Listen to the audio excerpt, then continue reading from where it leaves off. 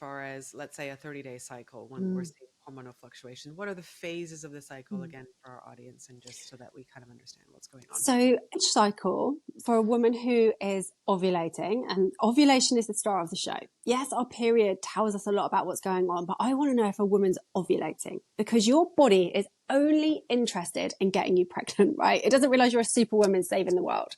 Okay. It just wants to get you pregnant. And therefore it has to feel safe to do that. It's constantly monitoring your macronutrients. It's monitoring your nervous system. Is it safe to do this?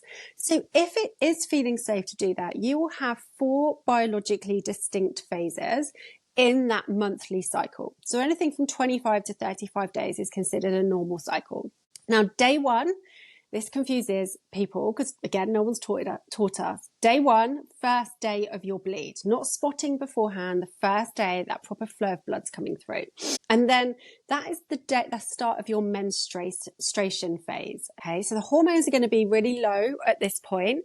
And then around day 3, estrogen's going to start to rise. Okay, we're going to start to see that estrogen come in. And usually that's when women start going, oh, feeling a bit more like me again, feel like I'm back in the room.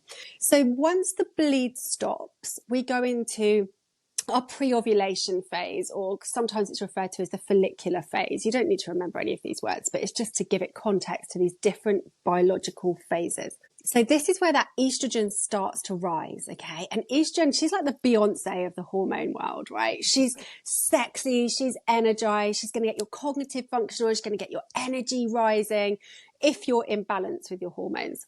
And then she's going to come up to a peak, which will support ovulation if your body is aligned and feeling healthy. So we'll get that ovulation. And this is the ovulation phase, which lasts for several days in the center of your cycle.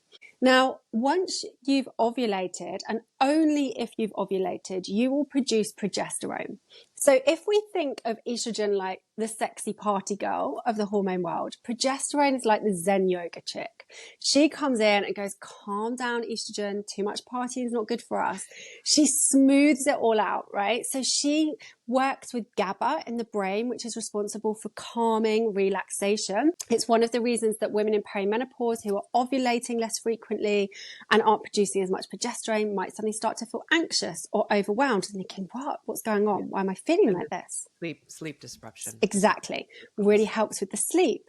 So that's the second half of the cycle. This is called the luteal phase. Now, as we get to the second part of the luteal phase, these hormones start dropping again, right? The estrogen and progesterone feels like it's dropped off a cliff. This is usually only one side of my hair is curling and the other side has decided, nope.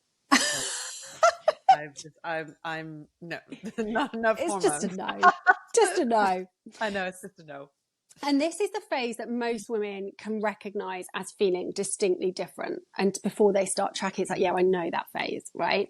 And usually it feels like wading through treacle, because this is the phase that we're meant to slow down. Your uterus will double in size before a bleed. That takes a lot of energy to get that blood flow there, to start increasing that inflammation, those prostaglandins to start getting the contraction going, to start to shed the lining. And yet we're still expected to show up in the same way. We've still got to work the same hours, still got all the same responsibilities, still trying to juggle all the balls. But whilst our body is going, wait a minute, I want to direct my attention here. So that's where the lid comes off. We don't have the support of those lovely hormones to help our cognitive function and our mood balance and our emotional regulation. So therefore, the lid comes off and we end up feeling like a total bitch, right? We're like, oh my God, I'm the psycho bitch in this week. You're not. It's probably the things you're losing your shit about in that time are probably the things that irritate you all month. You've just got the support of your hormones to help keep a lid on it. And actually a gift of that phase is to sit with what is coming up for me. Are you having the same argument with your partner in that phase every time?